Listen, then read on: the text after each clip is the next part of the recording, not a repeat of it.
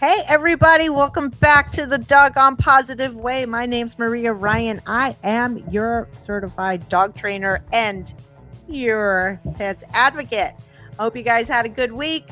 And we're going to talk about look what's up on the screen, the new law in Florida and what that means and how it's going to affect people and what to expect. So, anyway, let's get into this whole spiel here with this new law. Okay, so this law is in effect as of July 1st, and it's requiring veterinarians to verbally or electronically inform pet owners of their prescription choices, collect one-time signed client acknowledgement, and display specific notices at the checkout area. So basically, the vet needs to tell you, hey, you have a choice. You can get this medication in our clinic, or you can get it online, or you can get it at your local pharmacy like CVS, Walgreens, Publix. Also, we need to sign off. So next time I need to re up flea medication, which is coming soon, I'm going to have to sign some paperwork for Dr. Masters. So, which is fine. But and it says, let's see, office signage. So when you're checking out, when you're at the counter, so here's exceptions: emergencies, life saving or urgent care, to stop immediate suffering, controlled substances, certain restricted drugs governed by strict state or federal laws. A friend of mine was like, yeah, I was just at the vet and I had to sign this piece of paper and it was for a prescription for my dog. And okay, I get that, but it kind of is seems like that's one more thing that our veterinary staff has to do. That is going to take away from them having a breath, which is never, and from them having time to talk to the pet parents and care for the animals. Now, you might say, oh, it's just like 2 seconds. It's not 2 seconds because they have to stand there and they have to explain it. And if it's going to be sent electronically, people are going to have to call the vet and be like, hey, what's going on? And that employee is going to have to spend time with you on the phone explaining all of this. I'm not sure what the motivation is about this. I'm not sure why this was such a big thing that needed to happen. I don't know what the motive was, and there's always a motive. It's usually financial, but I have no idea. And I mean, it's like, okay, is it financial for us? Do they really give a crap about what we're spending at the vet's office that we have to go this route? In other words, some of these medications may be less expensive at your local drugstore or online at an online pharmacy for pets. Um, but I'm pretty sure like everybody kind of um, knows about that. So I know my picture just froze. I have no idea what's happening with that. But anyway, so I mean, to me, I don't know what the motive is. Maybe I'll do another deep dive on it. I'm not sure, but it's annoying for just to say the least. But all right. So let's get back into balance training, and you see what's going across the ticker. And no, it's not. Balance training and animal cruelty, is there a connection? No, there's not a connection. Uh, there's just not. What what and the reason why I brought that up is because a lot of people may think that there's a connection between using aversive training techniques and animal cruelty, and it doesn't have to be, okay? If you're using aversive training or you're a balanced trainer, it doesn't mean you're being cruel to animals. It just means you're using a completely different training technique than what I use or what a lot of other um, trainers use, what a lot of my colleagues use, which is based on all force free and fear free techniques. Okay. We're not using force um, in our training. So, um, but you know, and then we're going to talk, and then we're like, okay, well, what's considered abuse? Like, Maria, you're saying don't use these corrections. Don't use shock collars. Don't use pinch collars or choke chains or, squeezing paws or stepping on paws when a dog jumps on you or, alpha rolling and flipping dogs over on their back and all that kind of stuff. To me, what's considered abuse is, well, I just, I just can't subscribe to using a freaking shock collar. Okay. I mean, why? Why are we doing that? That's bullshit. You shouldn't do it. Maybe that's abusive. I think that's abusive because I don't think you need it. So, I mean, I don't know. All I know is that it's not necessary, and it's really damaging to your relationship, and it's really damaging to the pet, and it's causing other behavioral issues. See, here's the thing: when you're using punishment of that sort, even if it's a choke chain or a pinch collar, it all depends on the dog. We can't measure pain. What if, let's see, I don't know. If I trip and fall and skin my knee, it's going to feel different for me than it is for you. But we can't measure that difference. You really can't. Maybe, okay, you could take my blood pressure and that type of thing. But what if I already have high blood pressure? There's so many variables. So that's what I mean by saying that. And in our animals, hi, they can't talk to us like, in our language. So I don't think it's measurable. I don't know. Correct me if I'm wrong. If you can find me a peer-reviewed article, I'd be happy to look at it and maybe even disagree to it. But I need some peer-reviewed stuff. I need the facts, man. But here's the thing. So when you're using punishment or aversives in your training, or you're a pet parent and your trainer is using aversives in training, what's the ceiling of force that they are going to use? What's the ceiling of, like, what's their expectation? What's the trainer's expectation of you as the pet parent? Like, do they expect you to flip your dog over? I'm a wheelchair user full time. I can't flip my dog over. I have weak hands and arms. I can't do a jerk pop correction. And you know what? I have very shitty fine motor skills, so I'm probably not going to be able to effectively use a shock collar remote. Okay. So there's that. But um why what's their motive of using these corrective techniques and training? And like, what's it going to do to your dog?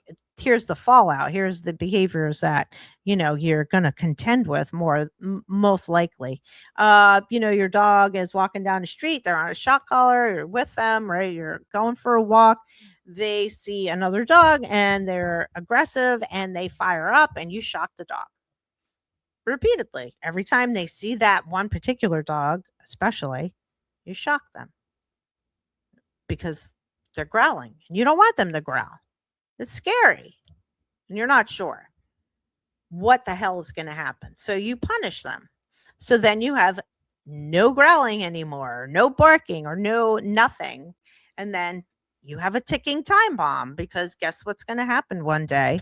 More than likely, that dog, your dog, might bite that other dog. What if your dog gets away from you?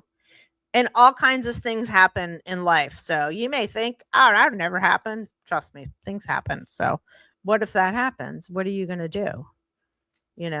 There's no warning, because guess what? You squashed the growling. You squashed the barking. You squashed all the warning signs that, hello, I don't like that dog. Instead of walking away or going a different direction and using your food when your dog follows you, their treats, their high value treats, not their shitty dry treats in the house.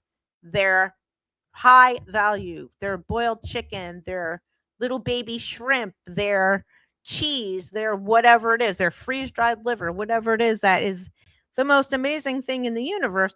Why can't you do that? Like, why? Why is that so difficult for people? that's when you're using treats. Okay. So, okay. I can totally just go on for a long time on that, but I'm not. I don't want this to be like a really long podcast again. Like last week was pretty long, but it was important. So, what's the ceiling? What's the expectation of the trainer? How hard are they going to correct your dog? And when does a trainer make that choice to start doing that, and why? Those are things for you to ponder as a pet parent when you're bringing your dog to a trainer. Why? Like that question, that comment, which I still haven't responded to, but I'm going to respond today, because I know what I want to say. It's like I want to say why. Why, after they're puppies, is there a desire to go to balance training, which is punishment? Why? Like, that's the best time to use clicker training because you can capture good behaviors at a distance. If your dog, so for example, your dog is running away and you call them and they turn their head, click when they turn their head and toss a freaking treat that's going to gain some, momentum through the air. Okay. That's when you might use a small biscuit, but you're going to jack that biscuit up, and I'll tell you how to jack biscuits up in a second. I don't want to get off on that tangent, but you know, without the clicker, what am I going to say? Oh, good boy, when you turn your head to look at me, but then you're just going to keep going.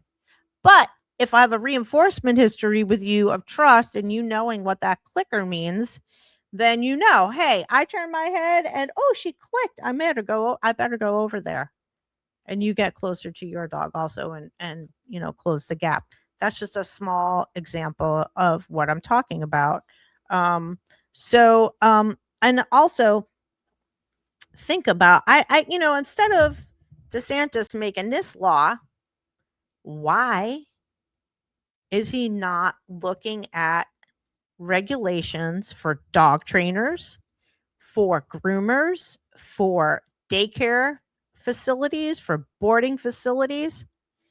Somewhere, I think, and I've even mentioned it for vets, but why? Why do the vets need more regulations? The veterinarians are following protocols. So, if you have that answer for me, why some people think veterinarians should be added to that, I don't think so. Right now, if you're a dog trainer, groomer, a doggy daycare owner, all you have to do is get a license from the city. And if you're a dog trainer who has no building, you can get away with not even getting a license from the city you do business in. That is when people say, oh, yeah, I'm licensed. They're not licensed to dog train or groom or whatever. They're licensed to do business in that city. So, and if they are licensed with an organization, again, find out what organization, what are they certified in, what's the criteria of that.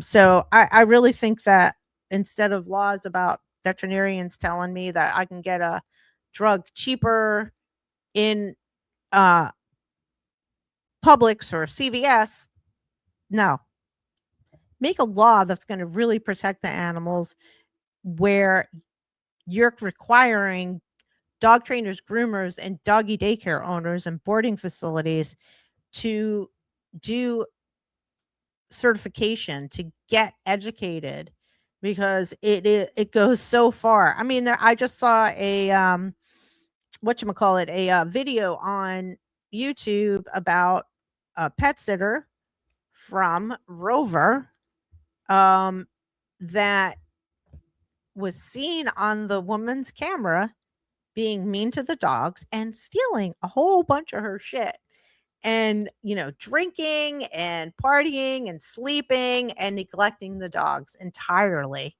And I think she had a cat too. But that's what I mean. So Rover's great for dog training. They do require certification. They have a free certification program, as you know, for Good Pup, which is their training, their testing. Um, and but there's nothing for pet sitting, and that just sucks. Like, if you like cats and you like dogs and you had them growing up, that's freaking awesome. That doesn't mean you know how to take care of my animal. That doesn't mean, you're just you're a good person. That doesn't mean anything. That just means you grew up and like cats and dogs. So I want to see, are you first aid certified? Are you bonded? So when I do catch you stealing shit from my house on camera, that I can go to your you can go to your insurance company. Do you have liability insurance? You know, can you reimburse me for what you stole? If you hurt my dog, or if, say, my dog or cat just gets injured, because shit happens with pets, right? Um, maybe they jump up and whatever, they fall, or they jump up and they hurt their ankle or something, something that is not any part of the pet sitter's fault or neglect or anything. Um, you know, is your liability insurance going to pay for that injury? I had to have liability insurance, and I always had liability insurance. And I was always bonded and, of course, licensed, and then became certified, a certified dog trainer, etc. You've seen, I don't know, maybe you haven't seen my certifications from the past, but I digress. The point is that there needs to be more education, and there needs to be more regulations for just, these, for my profession. I mean, just freaking do it already. What are we so afraid of? Why are we so afraid of telling people, hey, you know what? Guess what? You cannot be a dog trainer or call yourself a dog trainer if you don't take the certification, and of course you're not going to get everybody. That's just life, but if we can provide more of a, not only a structure for dog trainers and groomers and boarding facilities and doggy daycare facilities, then we are helping the pets who can't talk, who might have been protected from a dog trainer, so-called dog trainer, like Nikki Camarello, who killed dogs because she was using ridiculous force and punishment and hanging dogs. Why? Why don't we have law? We have the animal cruelty laws. Yay, that's freaking amazing. But more needs to happen. Yeah. So that is my spiel on that. So no, balance training and aversive trainers are not animal abusers, but we definitely need uh, we need regulations, and that's all I'm going to say about that. We're already in like about 20 minutes. I'd love to hear you guys, what you think about this, what your feelings are about having regulations. You know, what's your, and what would you want as a pet parent? What would you want? And maybe we need to educate pet parents more. I mean, that's why I do this stuff, because you know, um, we need to get as much information out as possible, because there are a lot of people who are not aware of this, and we're not born with this knowledge. We do have an incredible amount of information available to us with just crazy stuff like Google and AI, and all the AIs, not just Chat GPT or Gemini. There's like so many others, and but you also have to weed out from people who make videos that are very professional, uh, really good editing and everything, that are hurting dogs in the name of training. And like I've said before, I've helped many dogs that were on their last chance. And I've had several couples, one in particular, who were afraid of their dog. They loved their dog so much, but they were afraid of their dog. So there's just, you know, don't be afraid of your dogs. If you're having behavior issues, or just regular training issues, please reach out to me at my email, maria@doggonepositivetraining.com, and let's have a consultation. And yes, I can help you virtually. That's you don't you don't need me there at your house. I believe you. I believe you when you tell me that your dog bit somebody, or your dog, went after the cat, or your dog goes after, kids, or bit your husband when he was trying to get to bed. Let's talk about it. These are things that you can change and modify, if you want to, follow uh, the science that I will give you. So, all right. Anyway, I'm rambling. I just want you guys to know that you're amazing, and you definitely need to stuff a Kong and cats like Kong. All the animals. Everybody needs some enrichment, right? We enrich ourselves constantly with our phones and TV and whatever, or talking on the phone, whatever it is. But let's give our animals, our pets, our babies, our four-legged fur balls that we love so much. Let's give them what they need, and they need a Kong, and they need to work, but they also need some goodness and kindness. And I know it's hot as balls out there, but if you can get out really, really early or really late at night, that would be amazing to get them on a little safari, even if it's just outside in the front of the house. Doesn't have to be anything crazy, just a little bit. That's all you need. Anyway, I'll talk to you guys later. I love you guys. Have a doggone positive day. And don't forget to like, share, and subscribe, and leave a comment or 2 or 10, or everybody. Leave a comment. All right. Bye, guys. Love you. Have a doggone positive day.